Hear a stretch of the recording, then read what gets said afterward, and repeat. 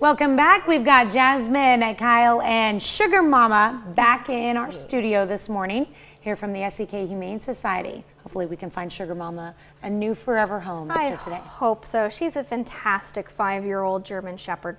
She is so kind and gentle, which is how she got her name, Sugar Mama. When we first got her out at the shelter, she was in really, really rough condition.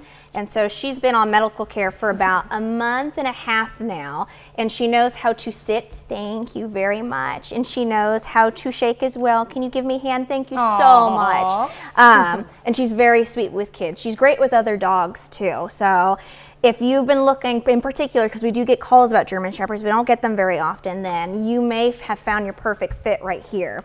But this is actually a big time that's coming up at our Humane Society, which is the 4th of July, just in like almost 2 weeks now. A lot of people don't know it is the #1 holiday period in the whole year where animals go missing.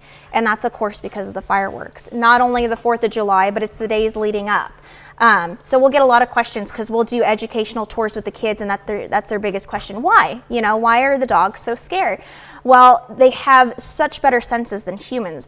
Their noses are thousands and thousands times stronger than a human. So of course they automatically smell that gunpowder. Their ears are more sensitive than ours. So not only do they hear the boom of that firework, they're listening to the echoes. Think of like a bat. They can hear those bounce off every single house. And firecrackers, not just one, it's multiple ones over and over and over and over again. Exactly. So. And you've got that. It's not a one-time occurrence, like you said, that is happening for hours and hours and hours. It's not like they understand, yes, they can learn up to 300 commands, but they don't understand that this is a holiday and what that holiday means and what the fireworks are. So it can be a very confusing time. And of course, to them, that is of course going to be scary, and them going to the family members and be like, hey, we should go inside.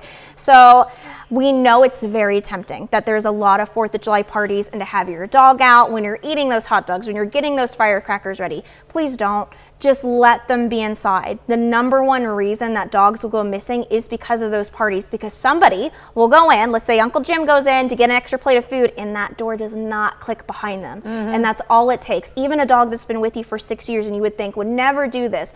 Unfortunately, it's that fight or flight instinct. And with family dogs, that is going to go into a flight to get out because they don't know what's going on. And that's how dogs will roam so far too, because again, like you said, it's not a one-time occurrence. There's multiples going off, so they're constantly running and running and running farther away. So our biggest tips are: 1, keep animals inside. Please, please, please, please, don't risk it. Second thing, make sure your tags are up to date. If they've got a wearing collar, you've got 2 weeks, go get a new collar. We have some free ones at our shelter. If you're in desperate need of a collar, please call us. I will hook you up. Tags as well. Make sure that your information is correct. Phone numbers are a huge thing. If your dog's not microchipped, all of our dogs and cats are microchipped. If you have an old phone number and your dog goes missing and is picked up, how will we be able to contact you? How will that vet or animal control facility? Because it's our job, and what we want more than anything is for your family member to get back with you, of course. So make sure everything's up to date. And the third thing, this is often mislooked, and thankfully with this generation, it's not a huge problem, but make sure you have an up-to-date picture of your fur babies that's missing. Don't post a baby picture, because that's what people are going to be looking for, is a 5-month-old German Shepherd puppy that's going around instead of an 8-year-old, or somebody that looks completely different than your puppy did many years ago. So if you've acquired a dog over the years that you think has a microchip in it, yes. How would you go about updating information on that? Yeah, absolutely. So it depends on how you bought the microchip in the first place. So like with us, whenever you adopt from the SEK Humane Society, you actually get a packet with you. So you go home, you log into the website, and you're able to upload your information. Same thing with those websites. You can go in and update that information as well. Now, I don't know what other vets' websites are, but I would guess. You could take it somewhere and get it scanned, and then would something pop up that you could update? No, it has to do with the website and the registry, because the scanning is just letting us know what is on on that tag. So if you don't know anything about the microchip that's in that dog, you may have to get them re-microchipped, is that? Potentially, but mostly when we microchip, there's actually, it comes up as a big giant number, right? And that tells us what organization, what company is with the microchip. So one company in particular is called Datamars. If we were to be able to find that code, you would be exactly. You would actually be able to call the potential company and be like, "Here's the microchip number. Can I talk to you over the phone, and can you do it that way?" We've had a lot of success with that instead of having to re-microchip. So the companies, especially with this time of age, depending, for example, compared to 6 years ago, there's a lot of technological advancements that have been made that they should be able to do that for you. Okay.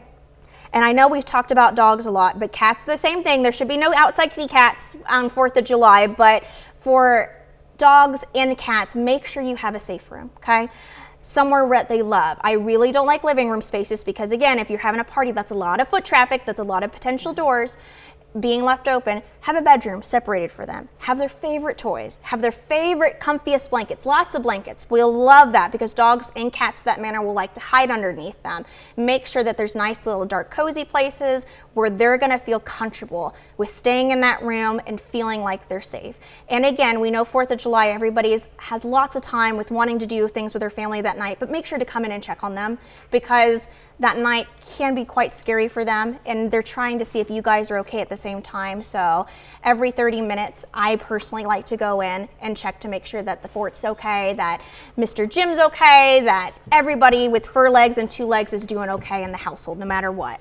Real quickly, before we go to break, if you're interested in adopting Sugar Mama, how would you go about it? Yeah, so our website, it is the SEKHumaneSociety.com. She is actually on there right now, so you can go on and submit an adoption application, and we're still open to the public on weekends. So this weekend, Saturday, Sunday, open at noon to 4 Saturday, 1 to 4 on Sunday. You can come on out there, and if you have another dog, please bring them. We actually want to do meet and greets. We never want another dog to come into another new territory, and you guys have to figure that out in your own hands. We'll actually do play groups with you guys.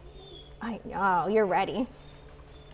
All right, well, Sugar Mama is definitely ready to find her forever home, and there's lots of other animals out there as well who are. Thank you so much for coming in this Not a problem. Thank you guys. We'll be right back.